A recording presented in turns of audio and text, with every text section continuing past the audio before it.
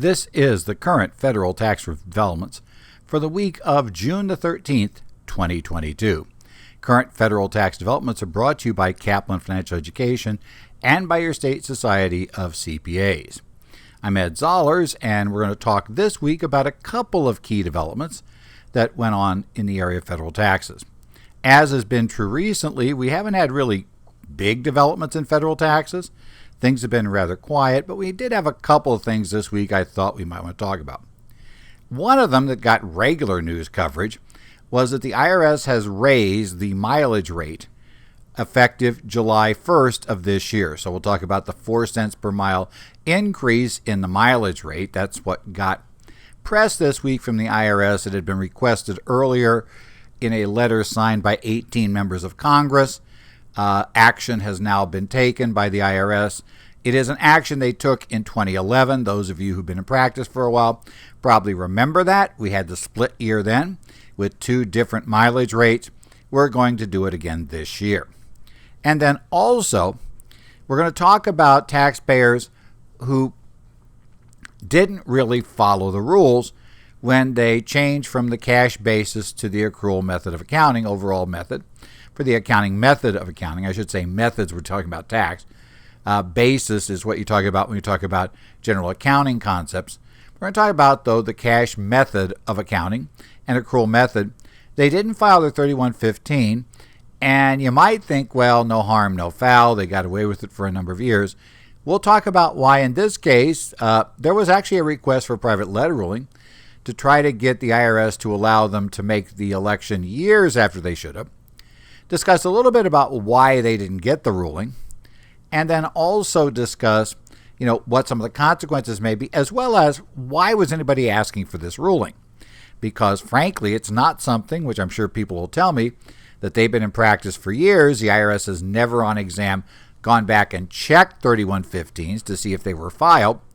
They look 3 years prior returns, and if the 3 years, haven't had a problem, they're not going to say much about, going back 10, 15, 20 years to try to figure out if a 3115 was filed or even if there ever was a different method of accounting used. So we'll discuss a little bit about, well, how in the world did this issue even come up? Why would this issue have arisen? And why did it go so badly for the taxpayer? But let's start with the news that hit the general press this week, and that was Irs Announcement 2022-13. Back in May, and actually the date was May 13th, 18 members of Congress signed on to a letter that requested that the IRS go and raise the auto mileage rate this year because of the significant increase in gasoline costs since the beginning of 2022. I'm sure most of you have noticed that it's gotten quite a bit more expensive to fill your tank recently. Right? It's become more and more expensive depending upon which part of the country you're in.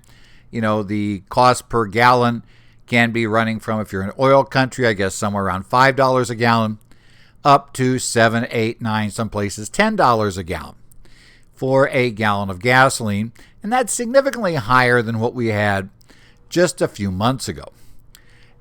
So we have this letter, and this letter signed by these members of Congress. Now, they were all Democratic members of Congress, not surprisingly, because they're the ones going to be looking for, in essence, the agency is going to pay more attention to them since the administration is a Democratic administration. So it's one of these things, if you get a letter signed by a bunch of Republicans, then there's a idea that this may be more of a, shall we say, running for re-election issue. So that's the time of year it is. Back when we had a Republican administration, all these letters and complaints and demands from the Democrats were similarly not really things you had to pay much attention to. But this one, Congress, they probably felt they needed to do something about this. Be a little more push if they got some signatures from the Republicans. But nevertheless, it seems like, there's reason to answer to these 18 Democratic members of Congress about why the rates were, why we didn't move this. And as I said, they point out in the letter that this had been done in 2011 due to a significant increase in the price of gasoline then. Well, it wasn't quite as significant as it is today, but it was significant for the time, and they did it. The IRS now, in Announcement 2022-13, has provided that they will increase two mileage rates by 4 cents per gallon, or 4 cents per mile, I should say, beginning July 1st of 2022. So obviously there's one issue here. You are going to have to get these mileage numbers divided during the year, mileage before June 30, 2022, and mileage after, July 1st and after. Now, some people are saying, well, that's not going to work. Clients don't have it divided that way. I will remind people that in theory, under 274, if the taxpayer doesn't have contemporaneous documentation of their auto expenses, in theory, there's no deduction. So if the client's been doing it right, and by the way, when I say right, I'm not just being picky here. I regularly read tax court decisions, and I regularly see tax court decisions where the question of a taxpayer's ability to deduct auto mileage comes up. Now, it doesn't come up as much these days since employee business expenses are no longer deductible. Remember, TCJA got rid of that, so the number of cases are down somewhat where this matter keeps coming up. But consistently in every case, if the taxpayer did not have records of mileage, that, or at least some way to reconstruct them, that went back to the time when the mileage was driven, the deduction would be zero. So while I've heard the complaint, I also have to say, let's be honest, in an exam, if they don't have the details, then they're probably going to lose the whole deduction anyway if the agent is at all competent. So you're rooting for an incompetent agent, as I guess the way we look at this, if you're going to be examined. But the rate's going to go up to 62.5 cents per mile for business mileage. That's up from 58.5 cents currently. So July 1st, we kick up to that level. Also on July 1st, medical and moving expenses will go up to 22 cents per mile from 18 cents. Now you might say, wait, moving expenses aren't deductible anymore. They are still deductible for certain members of the military. So if you're in that category, yes, you can get the mileage that way. Same way that there are still some limited cases where employees can claim business expenses above the line. Actually, the ones that can claim above the line haven't changed in years. But in those limited cases, yes, the new rate would still apply to an employee. Again, those are rare. Probably not going to see much of that. But we will see the medical expenses, and we will see the business mileage. The IRS has put that in. It is effective July 1st, so don't start using that rate today. You need to get ready. Why they do it as a date into the future? First thing is, I do think they realize it's easier for people to do it by month than to try to figure it out based on a day, random day in the middle of a month that we changed it. But secondly, payroll departments, businesses, etc., that reimburse employee for mileage, presumably they need some time to incorporate this into their systems. Now, if you can't get it done by July 1st for your employee reimbursement, it's not really that big a negative. Well, it is for the employee, I guess, but not for the company. Because, again, the rule is you can reimburse up to the mileage rate. Nothing says you have to reimburse 100% of the mileage rate.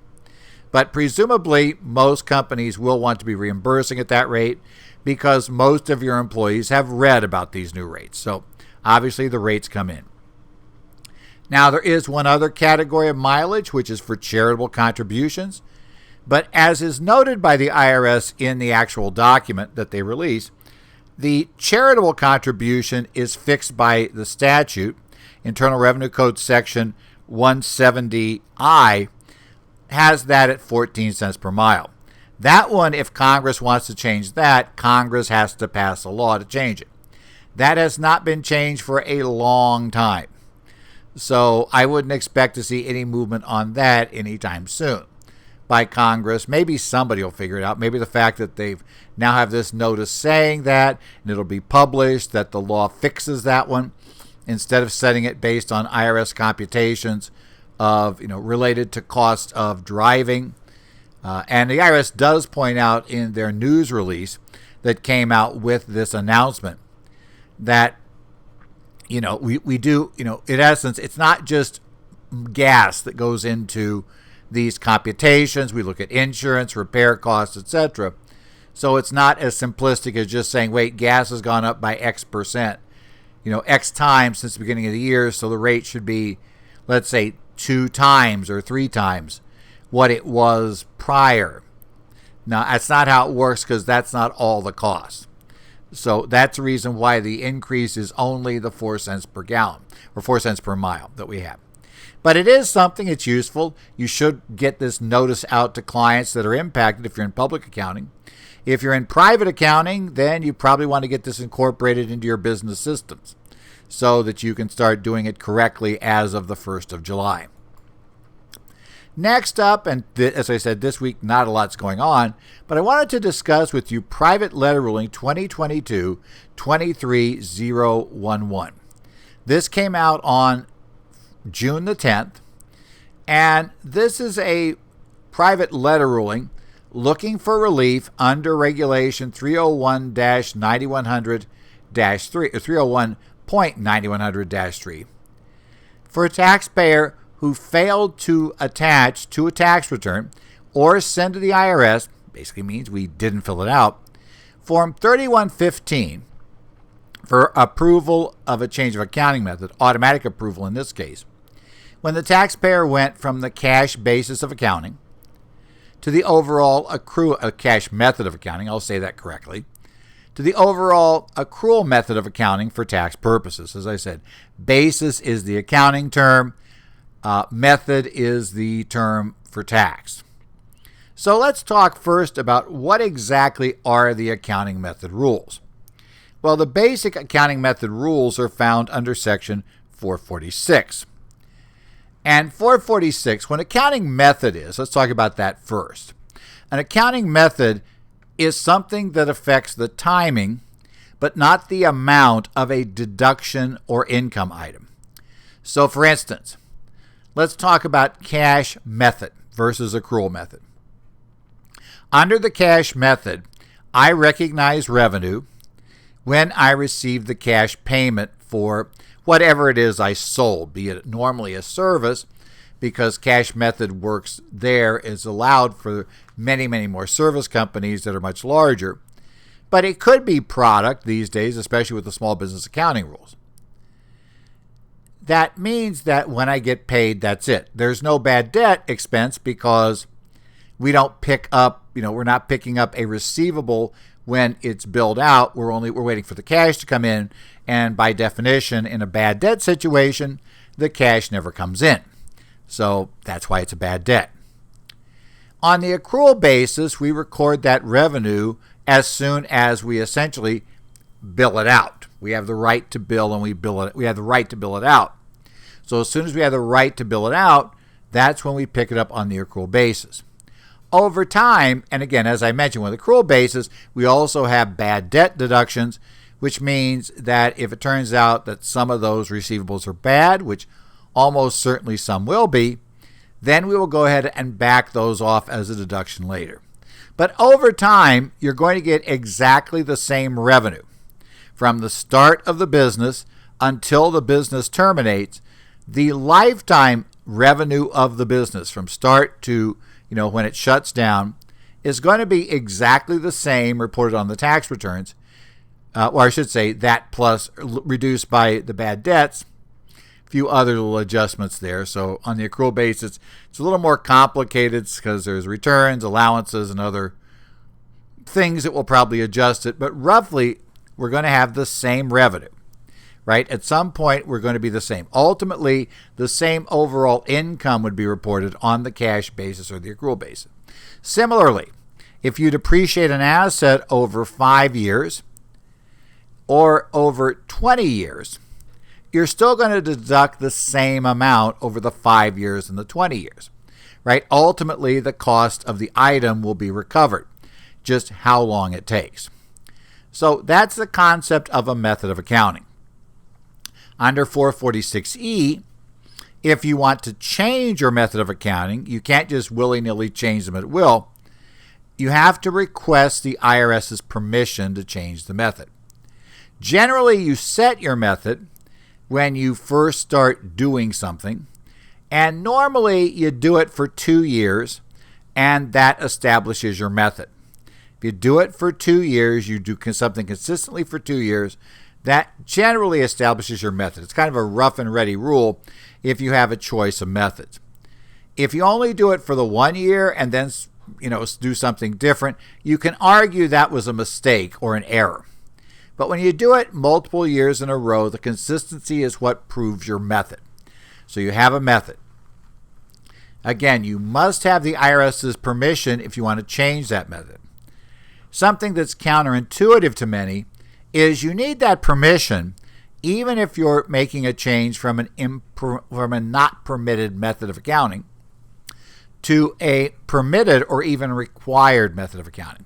So for instance, let's say that your revenues are over $40 million a year, and you have, and you're basically in the business of retail sales in a department stores type setup. That entity is not allowed to use the cash basis of accounting.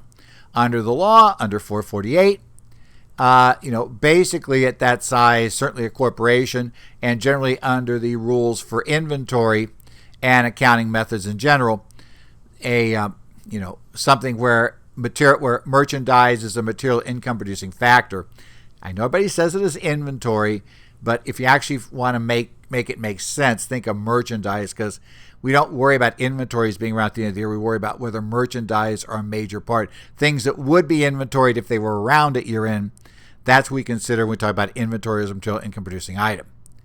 Well, if you're not allowed to be on the accrual basis, but you are on the cash basis, but you've been operating on the cash basis from the first year you started up until now, you still need the IRS permission to change. Maybe you've been under the $26-27 million limitation under the TCJA, and you've been allowed to be on the cash basis, but now you've gone over on average, and so you're going to be no longer allowed to use the cash basis going forward. Even though you're required to switch, you still have to ask for the IRS permission. If you don't ask for that permission, you have to continue using the old method even if it is improper. And that's something that's very difficult for a lot of people to wrap their heads around. We're not allowed to use it. Well, what do you do? Now, the permission rules fall into two categories. For most of the changes you're going to want to make, and for the one in question here today, the IRS allows you to automatically get permission. If what you're wanting to do is on the automatic change list, what you can do is you start to file a 3115 and fill out the appropriate portions. But you don't send it to the IRS and wait for them to rule on whether you're going to be allowed to make this change. Rather, what you do is you go ahead and you simply attach it to your tax return. So file it as part of the return, or electronically attach it these days. And then you mail a separate copy, signed separate copy, to an IRS office that has changed over the years, but now is again back in an address at the Ogden Service Center. So you got to go check the 3115 instructions, but they tell you where to send this. The automatic change list is updated every so often by the IRS. What tends to happen is they go ahead and they publish a big update. After that, if something happens and they need to let out a new automatic change method, most often because Congress has passed a new law, they need to create some sort of temporary option to let you change methods if Congress now requires or allows a new method to be used. They'll have some fill-in revenue procedures in the interim, and then every year, 2 years, they go back and they kind of roll up the revenue procedures into the new list. So essentially, you watch out for that. That's what you do. You file that way. If you do want to change that's not in the automatic list, you have to get that permission ahead of time. Generally, you need to ask for that permission early in the year you want to make the change in order to make sure you're going to have the ruling back by the time you're required to file the tax return in question. Because you can't use the new method until the IRS approves it, even if that new method is one that the IRS on exam would force you to use. Now, changing methods also generally requires that we do something about the fact that we would have computed a different amount of income using the new method versus the old method. In most cases, for most methods, what we do is we use what's called a 481A adjustment.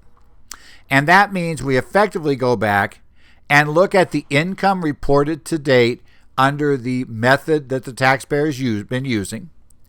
And then we look at income that would have been reported to date under the proposed method.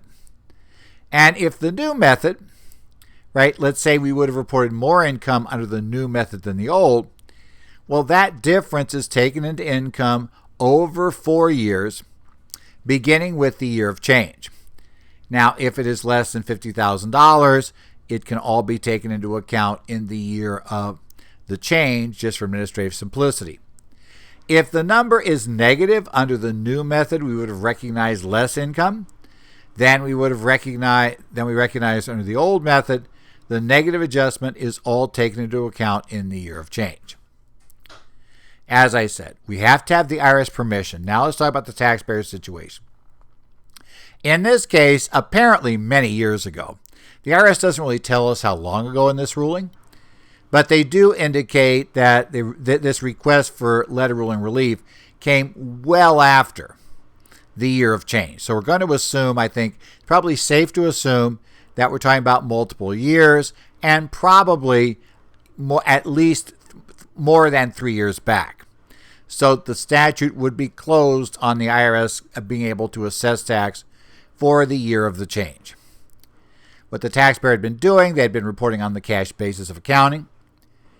They apparently just swapped to accrual 1 year, and they didn't ask for IRS permission to do so. And they also never took into income a 481A adjustment. They just simply swapped to the other method. Now, why might a taxpayer do that? It is possible they got a new tax preparer, a new tax professional, who might have known that their type of business was not allowed to be on the accrual basis or on the cash basis. We know a little bit about what this company did. We don't have a lot about it. We're just talking about, in this case, this company.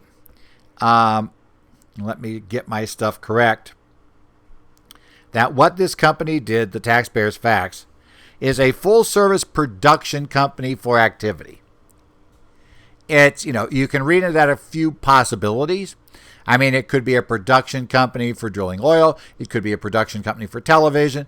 We don't know. It's a production. There's many things that could be production. So in any event, let's say that somebody came in and knew it should have been reporting on the accrual basis, but didn't really have any understanding of the accounting method rules. They might view those cash basis prior returns as just erroneous, right? Well, yes, but because it's a method, they can be erroneous, but we still have a problem. Now, if you do an automatic method change when you've noticed you've stepped into this erroneous problem, you don't have to go back and amend those prior returns. All you do is file the accounting method change with the year you're making the change, take your 481A adjustments into income over the 4 years, and you're done. And having filed the method change, that actually gives you audit protection on the issue of being forced to go to the other method on earlier years. In essence, the IRS gives you a carrot for coming in from the cold voluntarily. Well, in this case, they came in from the cold, but they just didn't tell the IRS about it. It's one of those kind of quiet, shall we say. I know we talk about people who had offshore income, offshore bank accounts, the kind of quiet disclosure, just start doing it right now and hope they never find the other stuff. That's not a necessarily smart move there. It's certainly not here a smart move, but they did it. Now, I know at this point, some of you are going to tell me, well, why not do it that way? The IRS never worries about this issue. And, I've never seen the IRS on exam go after this issue. If you're at least 3 years out, they'll never catch it. And I'm not going to argue that point with you. I also cannot point you to a single exam I've been involved in where the agent has even tried to worry about whether or not there'd been an accounting method change in prior years if there's nothing showing in the 3 years they're looking at. If they don't see any evidence there, they won't say anything. And who knows at this point? I think some of them wouldn't have said anything even if they saw something there. It just wouldn't have been something they'd have realized. But here's the catch. In this case, we have the taxpayer asking the IRS to issue a private letter ruling that would allow them now to clean this up by filing a late Form 3115 and by, essentially the late 3115 and the late copy to the IRS Service Center. So and we'll talk about the possible reasons here later, but there is something driving the company to apply for this ruling. So let's talk about this fact situation. You already know most of it, right? They made a switch from cash to accrual. We do not know if that would have led to a net positive or negative adjustment. We do know they never picked up the 41A adjustment. And it may very well be something lost to time. The records may not really exist anymore. That would allow them to figure out what the original adjustment was. The return in question may be gone. But we do know that they started out on the cash basis, and we do know that they eventually switched to accrual. So they're asking for relief. Now, they need to ask for relief because the revenue procedures for automatic changes, which would cover this, require you to submit the 3115 and to submit the copy to the Service Center on or before the due date, including extensions actually received, for the tax return for the year of change. And they're well after that date. So they're looking under this ruling saying, well, look, okay, we didn't mean wrong. We're just going to ask for this relief. Now, the IRS notes, because the IRS sets dates here, and that's somewhat important. If we're talking about an election where the dates are set by IRS regulation or ruling, the IRS has the authority to grant relief. If the date for something is set by statute, the IRS will say, it's always been their position, that they can't override Congress. So if Congress says you have to do it by a certain date, either Congress has got to provide for the right for the IRS to waive that date under certain conditions in statute, or the agency says we just can't do it. So in this case, this is something, though, that clearly was the agency. Now, there are a couple of ways to get late elections automatically approved in Regulation 301.9100-2, but the first one of those is if you filed your return on time, or at least have already filed your return, and there's an election that should have been on the original return, you can always get late election relief if you file it no later than the extended due date of the return, basically, or 6 months after the original due date, as long as the original election was due by the due date, including extensions of the return. So it wouldn't help you with the 475F election, which is actually due by essentially April 15th of the year you're going to make the 475F election. That's the mark-to-market rule for traders, mainly traders. It also goes in some other cases. But that because that's not tied to that date. The other way you can get a late election relief, there's a special called 12-month rule in the same regulation, 301.9100-2, but that only applies to the specified list of elections in the actual regulation. Now, in this case, obviously, the change is not being requested before the extended due date of the return. So that option's out for automatic relief. And change of accounting methods are not covered by the 12-month rules. And to be totally honest, we're probably more than 12 months out. By the way, the IRS tells us in their ruling turning this down that, it was far after the original date should have been done. So we're probably looking at something many years after. So now we're looking at the general regulation 301.9100-3, where the IRS can grant relief for a late election as long as they set the date. But in order to get that relief, if you're outside the automatic rules, a couple of things have to be established.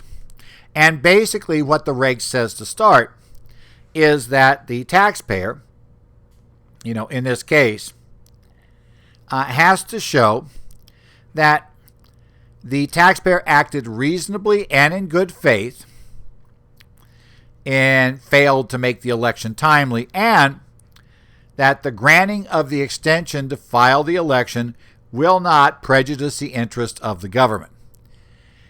Now, you might think, well, that sounds like I could persuade him on all kinds of things, but the answer is not quite as simple.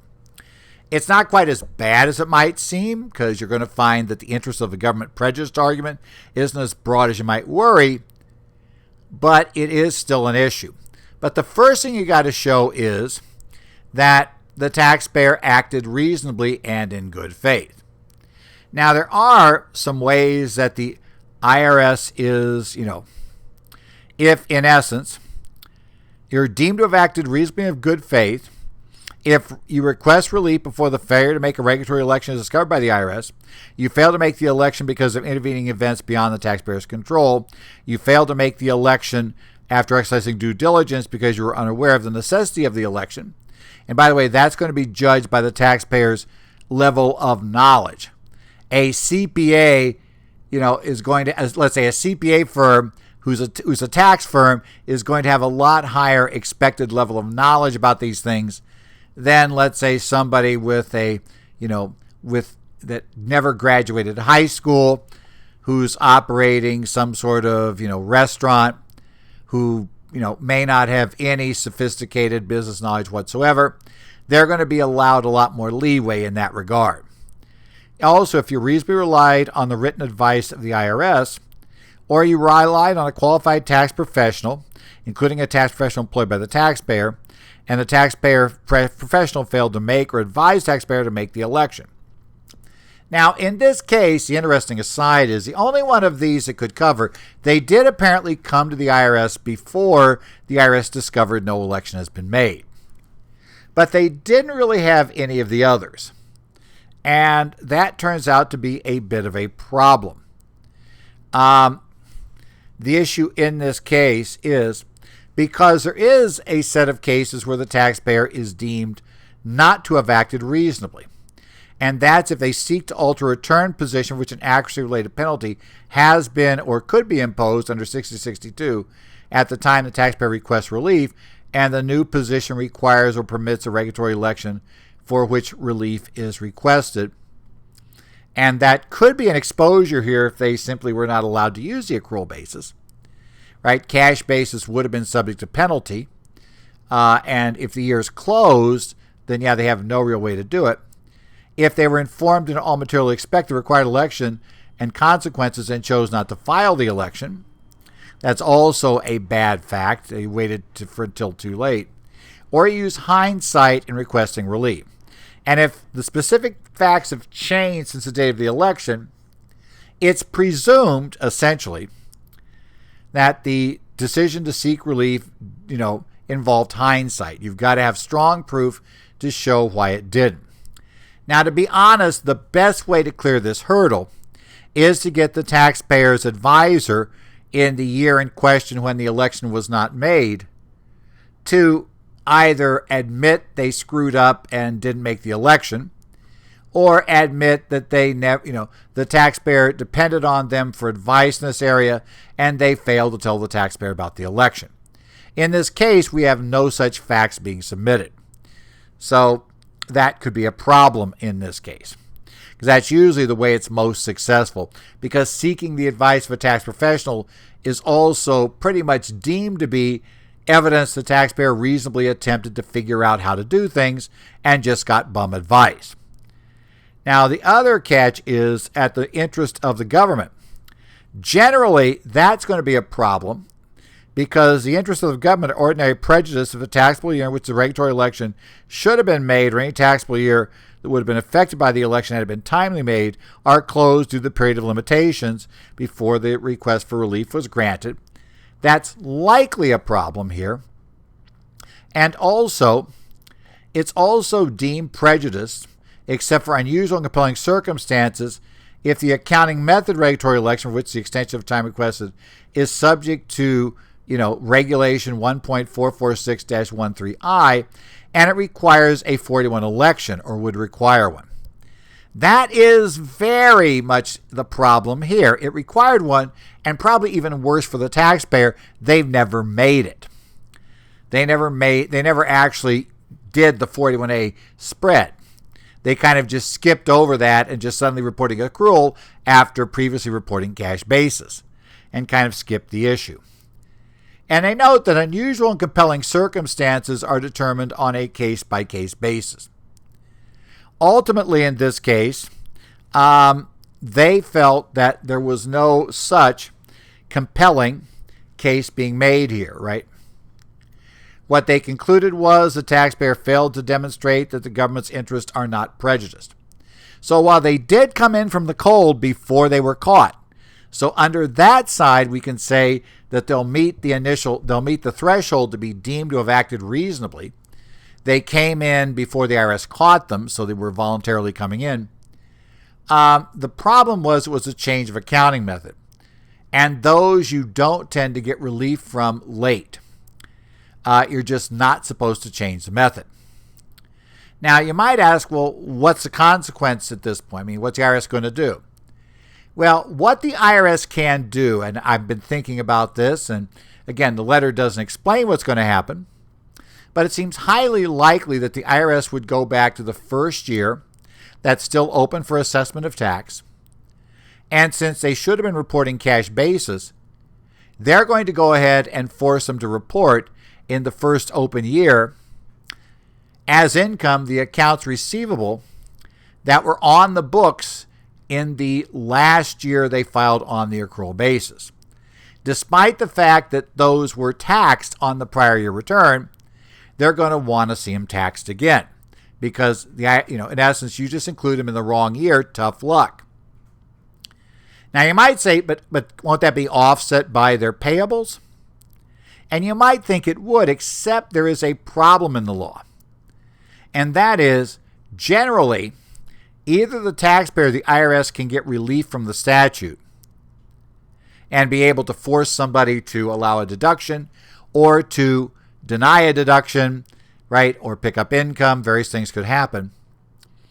If the other party relied on the representation of the first to their detriment, and now the other party seeks to take an inconsistent position. While that can apply to the IRS in exam contexts, generally the problem is the person most often making positions and representations that are being relied upon by the other party is the taxpayer to the IRS. You told the IRS these expenses were deducted in, let's say, because we're sitting here right now, here in 2022, so we are now closing out the 2019 years, or they have closed, or say 2018 years or have closed. So let's say that 18's closed. You asserted these items were deductible in 2018, and they weren't. Well, the IRS can't disallow them anymore because they had to be taken on the cash basis, and they hadn't been paid. So in that case, to take away the IRS's disadvantage, you won't be allowed to claim them on the 19 return when you now are filing on the cash basis. However, since the IRS did not tell you it was, pick those up as income in 18, they will be able to force you to pick up the receivables as income in 19, even though you already paid tax on them in 18. And yes, there have actually been cases of this sort on things like claim of right issues where people have been forced to pay tax on the same money twice. So it's been a bit of a quirky problem. So we'll get there. And what they would do is, of course, force you to go cash basis then. And if you're allowed to be accrual cash basis now, they could leave you on the accrual basis. In fact, they couldn't really force you to leave you on the, if you're not required to be accrual basis now, they could leave you on the cash basis and probably would have to. But if you're required to be on the accrual basis, then in the, basically they could force you to catch up the difference. So in the end, the impact would probably be that you would pick up that 41A adjustment, which would be the receivables, in the year of the conversion, which is the oldest year open, and you double pay tax on receivables. Now, what's more interesting is the IRS turned down the ruling, and it almost is no question. So the question becomes, why was this ruling requested? As I mentioned, I don't recall ever seeing the IRS raise this question on exam. I don't require ever seeing, it really ever being an issue where, agents just don't go here. So why was this being requested? And it's even more interesting because when the taxpayer was informed that the ruling the ruling request they would not be granted the request, it would be essentially a negative, a turn down, denied. The taxpayer nevertheless requested that the actual denial letter be issued. Now, I realize now you're going to pay the fee anyway because you made the request. But why would the taxpayer want the formal denial letter? I mean, what's the point? It raises a couple of issues. First thing is, you could try to challenge the IRS ruling here, right? You need their permission to change. They didn't give you the permission.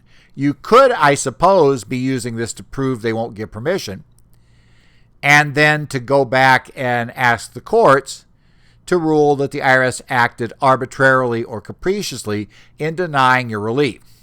The problem is you're not very likely to win that case. I can't recall ever seeing that argued and the taxpayer winning in a case I've seen in all the years I've been looking at cases.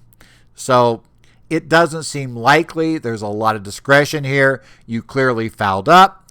You're asking for the IRS to do something that basically the law doesn't require them to do. It really is, unless you caught the IRS saying, I'm not going to do it because, I will never do it for somebody that lives in Arizona because I hate Arizona. That would be arbitrary.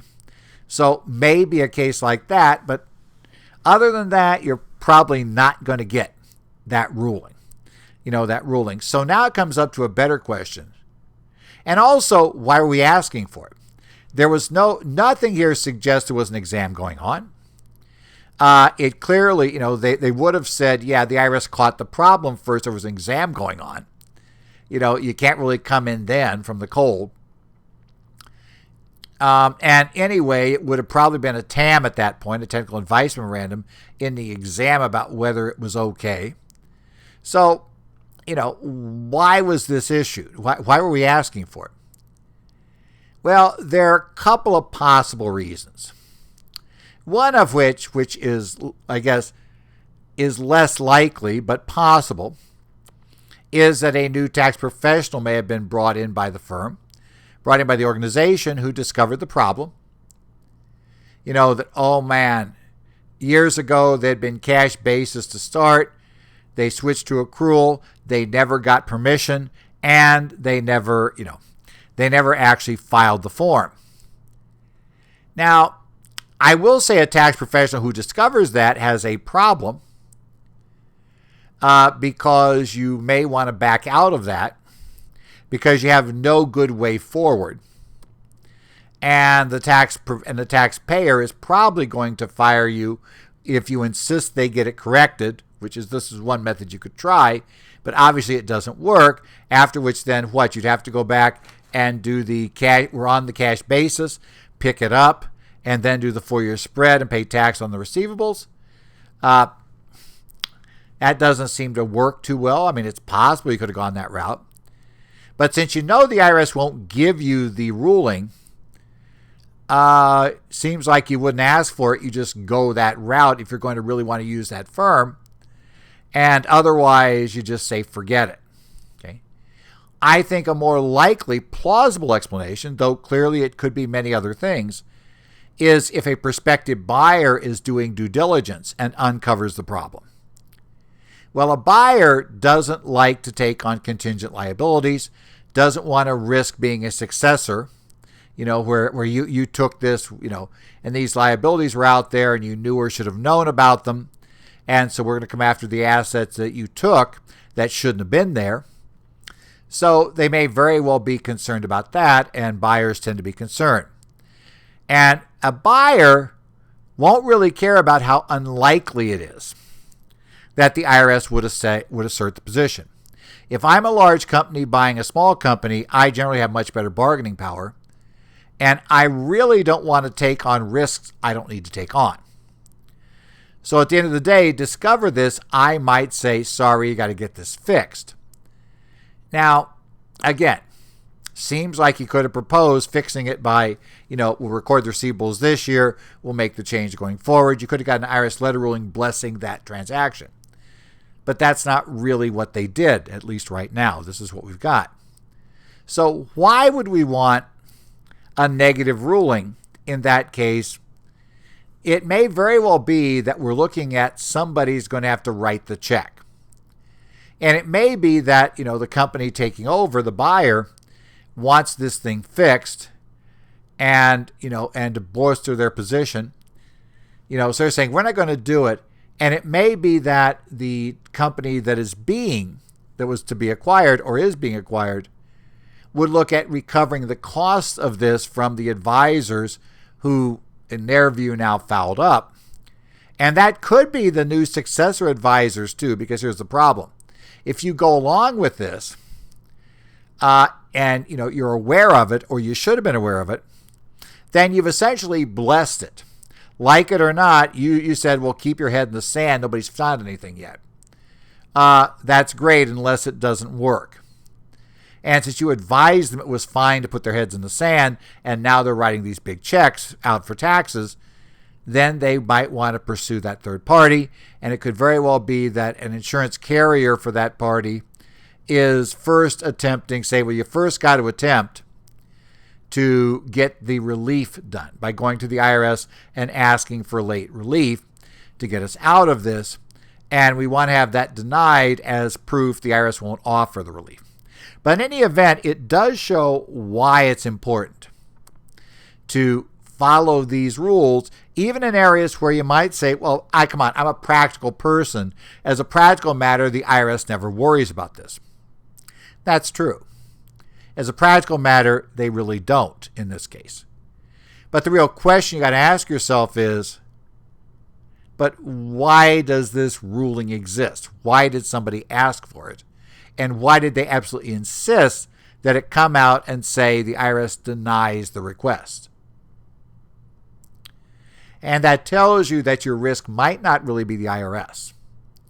And so maybe you need to broaden your view about what the risks might be when you run across a situation where the taxpayer isn't following the rules, or where you're tempted to just do a practical, pragmatic solution rather than the one you know should be followed. And that's kind of where you end up in this case.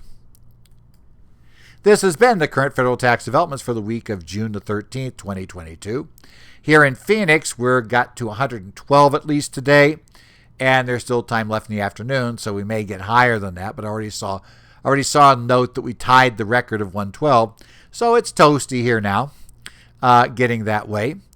I do have a little bit of travel this week, so I'll be at the New Jersey Society of CPAs annual convention. I'll be out there. I'm a member there, a member of a couple of other societies. So I'll be at their convention this year, being there with convention-type things going on. And by the way, it's much cooler in Atlantic City than Phoenix right now. So I know it's more humid, but it's 76. It's 76 versus 112. 76 with humidity still is nicer than 112 with no humidity. Just works that way. Consistently, I've found. So we'll live with what we got there. I will be hopefully, recording everything next week, talking about the updates of anything that happens this week in taxes. We hope something happens this week because I'd like to have something to talk about. The real developments this year have been more in state law. A lot of states are putting in pass-through entity taxes that are getting more creative. So we're seeing a lot of state activity, like Colorado's retroactive pass-through entity tax that's going to allow you to attempt to go back to 2018, pay the taxes all the way back to them that year at the entity level, and then get a refund on this year's return, but then deduct the entire amount on this year's federal return. So that's an interesting concept. Things like that are happening. So the state's been really interesting.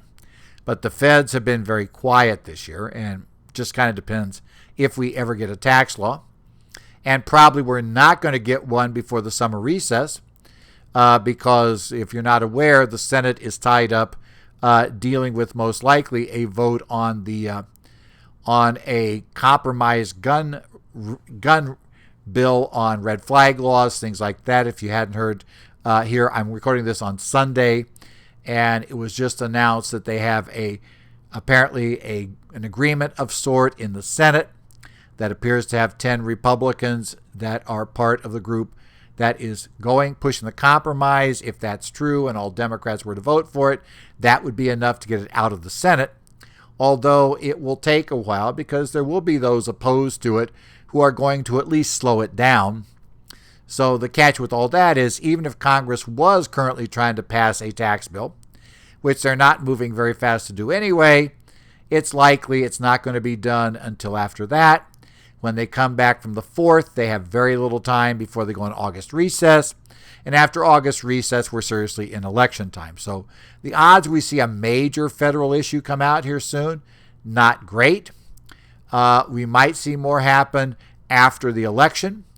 It may become clear that the Democrats will no longer have full control of the White House, Senate, and House. That may make them more apt to push regulatory agendas. That's what's happened traditionally for administrations that have lost one or more houses of Congress, is they tend to get more pushy on the regulatory side. We see it every time this happens. But there's no point in doing that right now until you know for sure you're not going to control the Congress, because it's easier to do things if you can get legislation through. So we're in this kind of pause mode before we know for sure how things go forward. So I don't expect a lot. If you have any questions, you can email me, edzollers@currentfederaltaxdevelopments.com. You can also contact me on the Connect boards. I'm on the Connect boards for Arizona, New Jersey, Minnesota, Illinois, Washington, and also check in if anybody posts on the Idaho discussion board. So I take a look there, and so if you have any questions, you can ask there and go with it. Otherwise, I'll see you back here next week as we'll talk about whatever goes on in the coming week in the area of current federal tax developments.